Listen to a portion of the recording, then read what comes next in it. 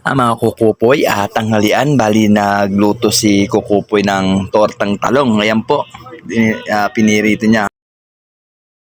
Ang mga kukupoy, inabot na ako ng alas 2 bago kumain. Ayun, busy. Tanghalian naman, siyempre, anong ugalian ni kukupoy, magpasalamat sa Diyos bago tayo magsimulang kumain. O Panginoon Diyos, nagpapasalamat po ulit ako sa inyo sa araw na to na hindi pa rin po ako pinabayaan. Ngayon po, binayaan niyo muli ako ng aking kakanin sa araw na ito. Basbasan niyo po, Panginoon, ng aking lakas ang magamit ko sa araw-araw. Amen. Thank you, Lord. Ito po ang